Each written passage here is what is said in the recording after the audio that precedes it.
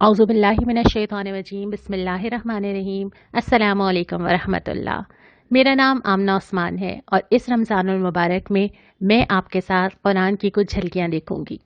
मैंने झलकियों का लफ्ज़ इसलिए इस्तेमाल किया कि इतने थोड़े से वक्त में हम यकीनन तफसीर या तफसील से नहीं पढ़ सकेंगे, लेकिन इन झलकियों का मकसद ये है कि हम सब के अंदर ये शौक़ पैदा हो कि हम कुरान को मज़ीद समझने की तलब महसूस करें।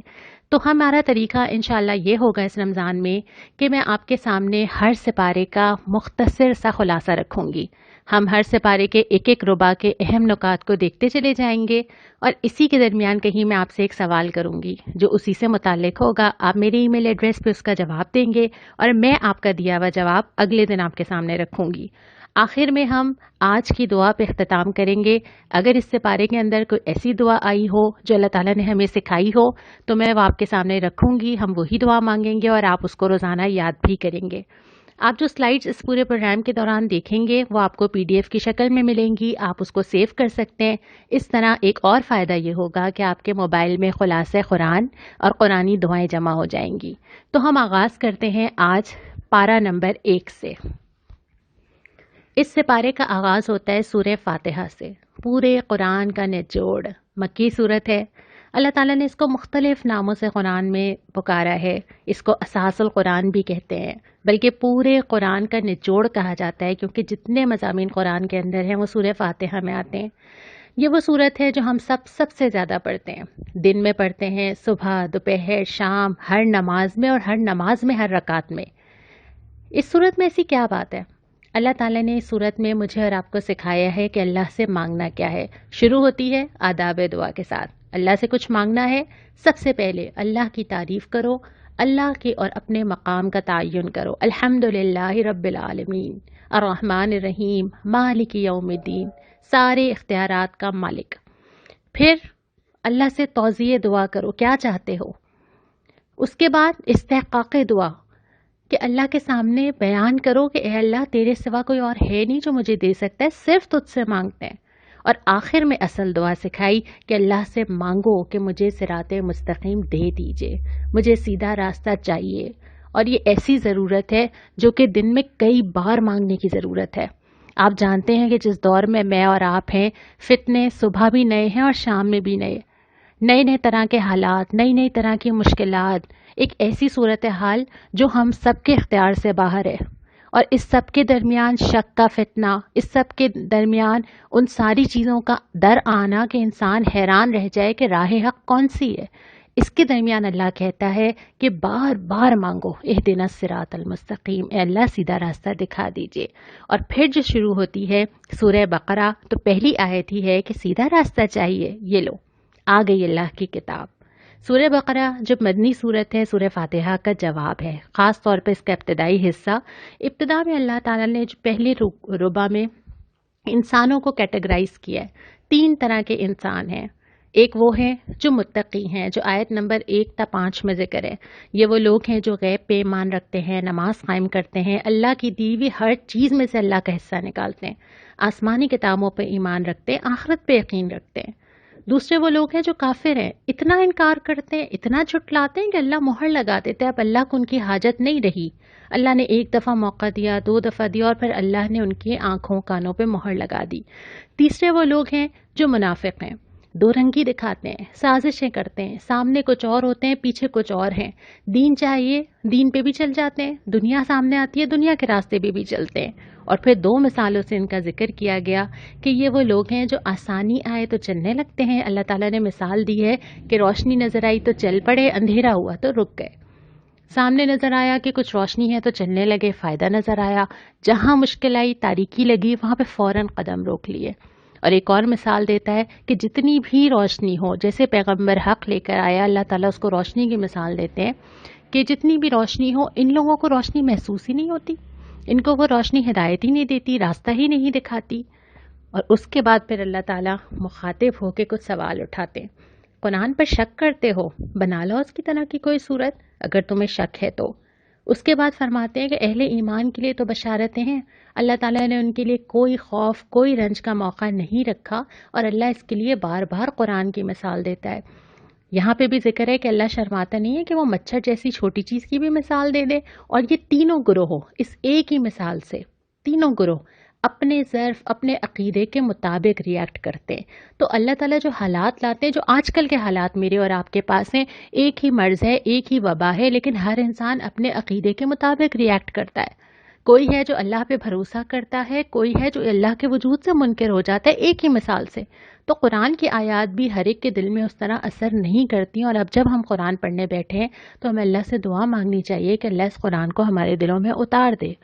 اور اس کے بعد پھر حضرت آدم کی تشکیل کا پورا واقعہ ہے کہ اللہ تعالیٰ نے ان کو، حضرت آدم کو بنایا، لیکن عبادت فرشتے بھی کر رہے تھے۔ اللہ تعالیٰ نے ان کو خلیفہ بنایا، اور خلیفہ اس لیے بنایا کہ وہ اللہ کی زمین پہ اللہ کا نظام قائم کریں، اللہ کی زمین میں اللہ کی کبریائی کو قائم کریں۔ اور اس کے بعد پھر ہم دوسرے ربع کی طرف چلتے ہیں۔ دوسرے ربع میں اللہ تعالیٰ نے بنی اسرائیل سے خطاب کیا ہے۔ بظاہر تو نظر آتا ہے کہ اللہ تعالیٰ ایک ایسی قوم سے مخاطب ہیں جو اس زمانے میں ہوا کرتی تھی، لیکن اگر ہم اس کا تفصیل سے جائزہ لیں تو ایک امت کو معزول کیا جا رہا ہے اور دوسری امت کی تقرری کی جا رہی ہے۔ بنی اسرائیل کو اللہ تعالیٰ نے، جس طرح حضرت آدم سے اللہ تعالیٰ نے فرمایا تھا کہ زمین پہ جاؤ اور جو ہدایت ہے اس کی پیروی کرنا، اللہ تعالیٰ نے اس کتاب کو قائم کرنے کا کام بنی اسرائیل کو دیا، اور جب بنی اسرائیل نے اس پہ عمل نہ کیا تو پھر امت محمدی صلی اللہ علیہ وسلم کو وہ کام دے دیا گیا۔ تو اب ایک امت کو جب معزول کیا جا رہا ہے اور اس کی فرد جرم سنائی جا رہی ہے، تو دوسری امت کو بھی یہ کہنا مقصود ہے کہ دیکھو ایسا نہیں کرنا، تم ایسا نہیں کرنا، انہوں نے جو کیا ایسا نہ ہو کہ تمہارے ساتھ بھی وہ ہو، اور پھر ان کا جو انجام ہوا ایسا نہ ہو کہ تمہارا بھی وہ انجام ہو جائے۔ اور ایک طویل تقریر ہمیں نظر آتی ہے جس میں کئی بار، غالباً 10 سے 15 بار ایک لفظ آتا ہے، یاد کرو، یاد کرو تمہارے ساتھ کیا کیا ہوا۔ اللہ نے تمہیں موقع دیا، من و سلوہ دیا، تمہارے لیے بادل کیے، تمہیں ہر چیز کی آسانی دی، تم نے بار بار سرکشی کی، بار بار سرکشی کی۔ اور پھر ایک طویل تقریر ہے جس میں ایک ایک جرم کو گنوایا جاتا ہے کہ اللہ نے تمہیں ایک بار نہیں کئی بار موقع دیا، لیکن تم نے بار بار سرکشی کی۔ تو اس کے بعد پھر جو تیسرا ربع آتا ہے، پھر روئے سخن مڑتا ہے مسلمانوں کی طرف، اے مسلمانوں، یہ جو بنی اسرائیل نے بہت سارے سرکشی کی مثالیں قائم کی ہیں، اس کے بعد اللہ تمہاری طرف مڑ رہا ہے اور وہ کتاب اور وہ کام تمہیں دے رہا ہے۔ اور تمہیں دینے کے بعد اللہ تعالیٰ کیا فرماتا ہے؟ سب سے پہلے تو اپنی توقعات کسی اور سے نہ لگاؤ۔ یہ یہود ہوں، یہ نصارہ ہوں، یہ تم سے راضی نہیں ہوں گے جب تک تم ان کے راستے پہ نہ چلو، اور ان سے کوئی توقعات نہ لگاؤ۔ تمہیں لگتا ہے کہ اب بھی یہ تمہارے ساتھ چلیں گے، اب جو کام تمہیں دیا جا رہا ہے وہ تم نے ہی کرنا ہے۔ دوسری بات جو عقیدہ ٹھیک کیا گیا وہ یہ کہ آرزوؤں اور تمناؤں سے جنتیں نہیں ملا کرتی۔ میں چاہتی ہوں کہ میں جنت میں داخل ہو جاؤں، میں چاہتی ہوں کہ اللہ کے نبی میری سفارش کریں، میں چاہتی ہوں کہ مجھے جنت الفردوس اور اعلیٰ مقام ملے۔ کیسے؟ آرزوؤں سے نہیں ملے گا، یہ اللہ کی طے کی ہوئی بات ہے۔ اور یہاں پہ بھی یہی ہے کہ آرزوؤں سے اللہ تعالیٰ وہ جنتیں نہیں دیا کرتا جب تک کہ عمل نہ ہو۔ تو جو کرنے کے کام ہیں وہ آیت 84 میں بتائے گئے ہیں کہ 5 کام یا 6 کام جو اللہ تعالیٰ نے بنی اسرائیل کو دیے تھے وہ تم بھی کرو، ان کو بھی کرنے تھے، لیکن انہوں نے نہیں کیے۔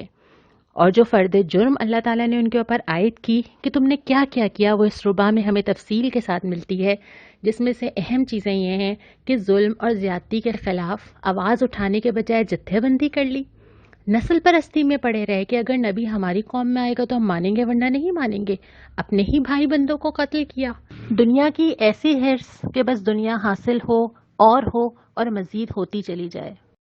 اور اس کے ساتھ ساتھ یہ کہ اللہ کی کتاب کے کچھ حصے کو مانا اور کچھ حصے کو نہیں مانا۔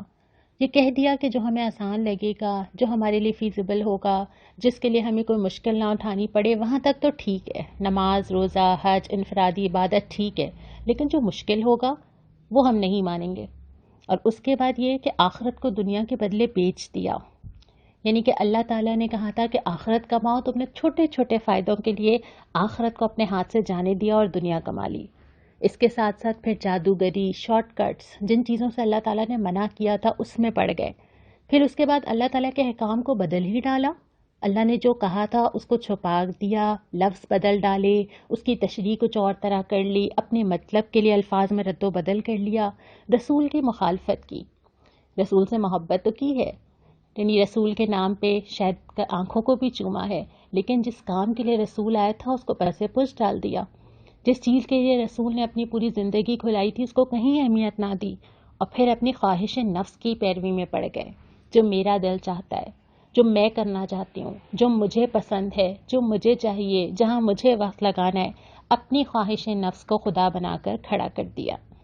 اور پھر آخر میں جو چوتھا ربع ہے اس میں اللہ تعالیٰ نے اس پورے پارے میں جو کچھ پڑھایا گیا اس کا خلاصہ دیا ہے کہ دیکھو، جو بھلائی بھیجو گے اللہ کیا موجود پاؤ گے، جو دو گے وہی واپس ملے گا. اور پھر اگر اجر چاہتے ہو اللہ کے پاس تو خود کو اللہ کی اطاعت میں سونپ دو اور احسان کا رویہ اختیار کرو.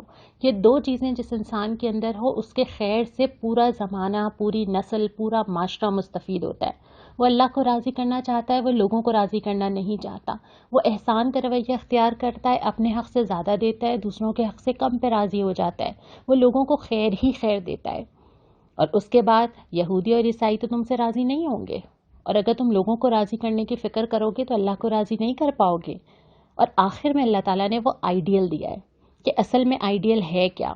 حضرت ابراہیم علیہ السلام پوری زندگی اہل و عیال سمیت قربانی اللہ کے لیے حنیفیت کے ساتھ، یکسوئی کے ساتھ کعبے کی عمارت اٹھاتے ہیں، دعا مانگتے ہیں اپنے اہل و عیال کے لیے، اپنی نسلوں کے لیے، لوگوں کی خیر خواہی کے لیے، رسول کے لیے، ہدایت کے لیے. اور یہی میرے اور آپ کے لیے آئیڈیل ہے کہ مطلوب یہ ہے، پھر جا کے انسان اللہ تعالیٰ کا وہ دوست بنتا ہے جو وہ بننا چاہتا ہے. اور جو اس سپارے کو ختم کیا ہے وہ اس بات پہ اللہ کا رنگ اختیار کرو، کیونکہ یہی وہ رنگ ہے جو مطلوب ہے اٹھنے میں، بیٹھنے میں، چلنے میں، پسند میں. جو لوگ گزر گئے ان کا طرز عمل تو ان کے لیے ہے، لیکن تمہارا طرز عمل تمہارے کام آئے گا. آج کا سوال یہی ہے جو میں نے آپ سے درمیان میں ذکر کیا کہ بنی اسرائیل سے اللہ تعالیٰ نے کن کاموں کا عہد لیا تھا، اور وہ ظاہر ہے وہ عہد ہم سے بھی امت مسلمہ کے طور پہ لیا گیا ہے. یہ خالی سلائیڈ ہے، میں چاہوں گی کہ اس کو آپ کی مدد سے بھروں. آپ مجھے بھیجئے، کل ہم انشاءاللہ تعالیٰ دیکھیں گے کہ اس کا جواب کیا ہے. آج کی دعا اسی سپارے کی ایک آیت نمبر 32. سبحانک لا علم لنا الا ما علمتنا انک انت العلیم الحکیم. اے اللہ، نقص پاک تو آپ ہی کی ذات ہے، ہم تو اتنا ہی علم رکھتے ہیں جتنا آپ نے ہم کو دے دیا. حقیقت میں سب کچھ جاننے اور سمجھنے والا آپ کے سوا کوئی نہیں. یہ دعا مانگنا ہم سب کی ضرورت ہے حصول علم کے لیے. آج ہم یہ دعا مانگیں، انشاءاللہ کل ہم پارہ نمبر 2 کا آغاز کریں گے. وآخر دعوانا ان الحمدللہ رب العالمین.